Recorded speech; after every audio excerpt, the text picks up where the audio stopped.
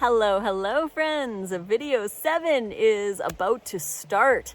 This is a video in a series of 10 videos talking about how to eat raw vegan in the winter, all the tips and tricks that I've learned over the years. The playlist for all of the videos as I upload them will be in the description box below, so you can watch all of the videos in there.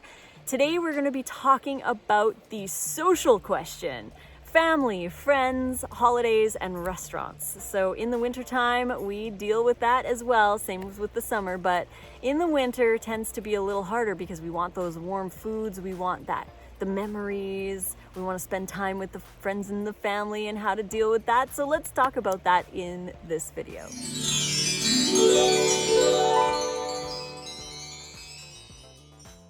Thanks for joining me today, friends. I'm so excited for this one because this is a really important topic to talk about how to stay raw through the winter. But first, remember, we still have 40% off all of our ebooks. Code is NICECREAM40. And you can find the link right here or in the description box below to discover our raw vegan recipe books, over 400 awesome recipes. The Nice Cream book, the winter book, meal plans, all that cool stuff is down there. 40% off ebooks, code NICECREAM40. So let's talk about family and friends and holidays and restaurants, because that is definitely a difficult one for many people. Now, with your family and friends, remember that you are the example. You can be the example to them on how to eat healthy foods. When I first started going raw, I would go over to my ex-in-law's house every Sunday for Sunday dinner. And they would constantly have pasta and meat and lots of cheese, very little fruits and vegetables. If they did, it was like an iceberg lettuce salad with a couple tomatoes with Italian dressing. And I discovered that I had to eat in front of them. The reason I discovered this was that I would go to Sunday dinner having eaten already. And a lot of advice says to eat before you go out, which is great, which is really, really good for restaurants, but not necessarily as good for family gatherings. And we do a lot of family gatherings in the winter around the holidays, like Thanksgiving and Christmas and all of that. Other times too, people just like to get together.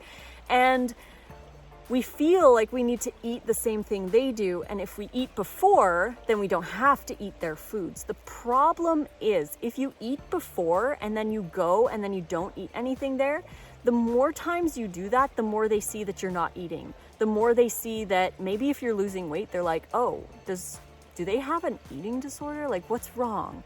And they get concerned, and then they push more of their food onto you because they're like, they're not eating, they didn't eat last week, they didn't eat the week before, oh my gosh, they're not eating, so they push their food on you. But you've already eaten, so you're like, well, I already ate, but they don't know that. They didn't see what you ate. Unless you showed them a picture, they might understand, but they can't conceptualize that because they didn't see you eat.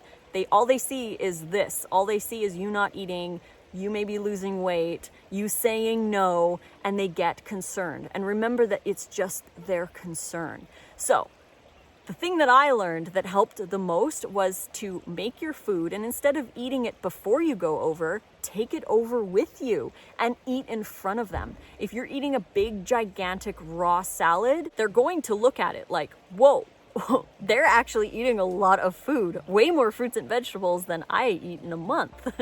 And a lot of the times they stop pushing the food on you because you already have a ton of food in front of you.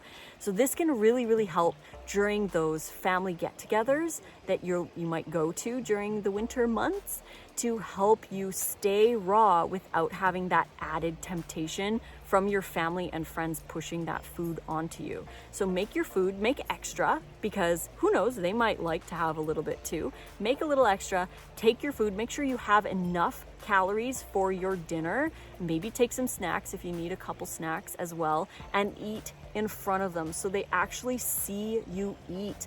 And then also another tip is to shower them with love. If they're making you food and they want you to have the food, like say they make like a beautiful mushroom soup or something with a cheesy creamy sauce on top or whatever, and they're like, but I made it for you, it's your favorite.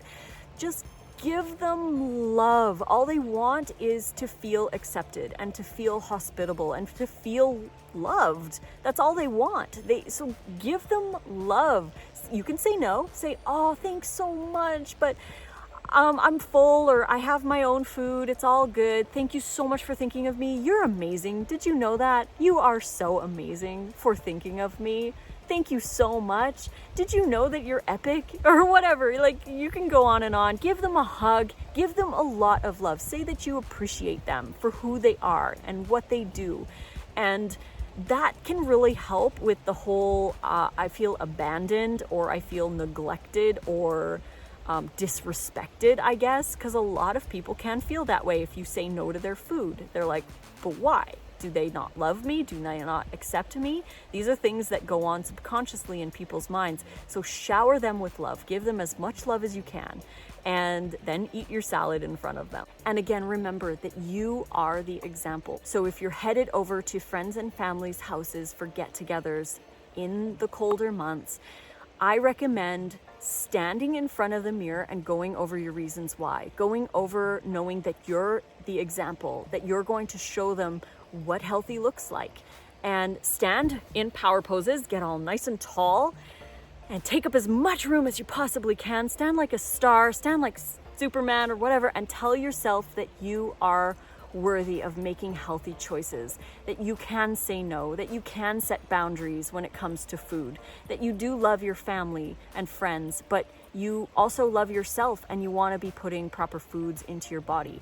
Communication is also a really good thing too. Communicating with your friends and family, letting them know what you're bringing, maybe if there's something else that you could bring that's raw, maybe giving them recipes that they can make. I know that a lot of friends of ours will happily make raw recipes because, again, they just want to feel hospitable. They want to feel like they did something for you. So if you could send them a recipe and be like, hey, by the way, this is my absolute favorite recipe of all time, and I think you're going to love it too. That's probably something that I would love if you made. So sending them off recipes can really help them to be able to make something for you. I know a lot of them will probably be like, well, but it's vegan and I don't know how to make vegan stuff.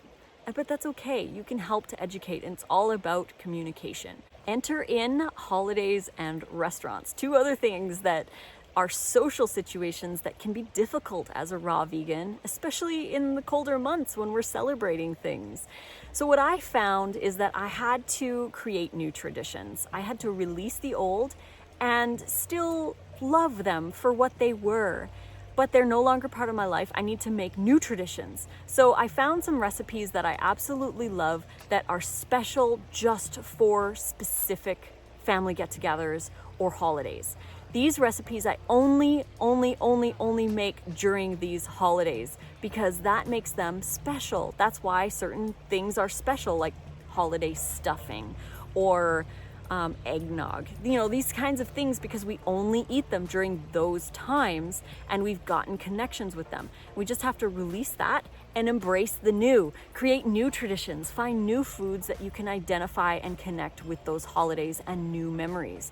So something that I love that I've created to be a new tradition in my life is my raw vegan mushroom meatloaf. This is something, again, that I only make during the holiday season, and it brings so much joy because I look forward to it. It's a dish that I only make a couple times a year.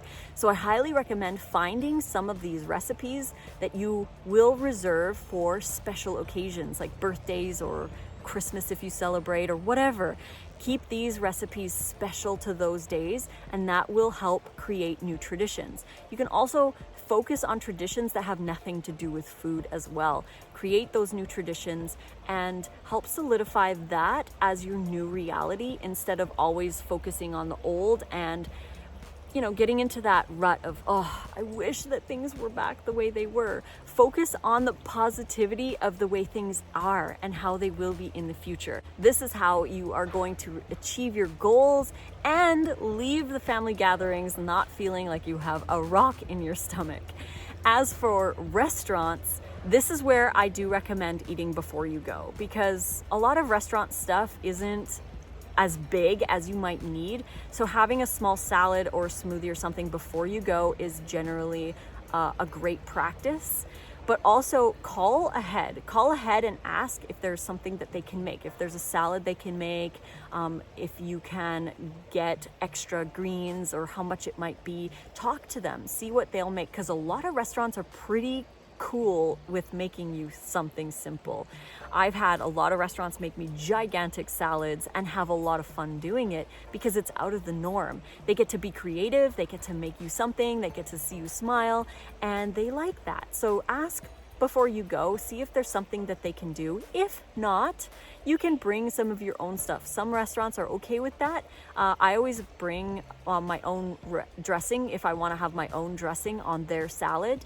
Other times, if I do go to a restaurant and get a big salad, I'll always ask for avocado, lemon, and black pepper. And I can mix those three together with maybe a couple berries from the salad bar or the dessert bar. I'll add those to my salad to give it a little sweet edge. But avocado, tomato, lemon, and black pepper make for a really great dressing, especially if you're in like a Mexican restaurant. You can just get guacamole and salsa, mix that onto a big giant salad. So great. So call before, see what they can do. If not, bring your own dressing. A small amount is just fine, and eat before you go. That way you can still enjoy the social situations and still stick to your raw vegan diet. So I hope this video helped somebody out there. If it did, if you liked it, please click like, subscribe to the channel to get notifications for more. You can click the little bell.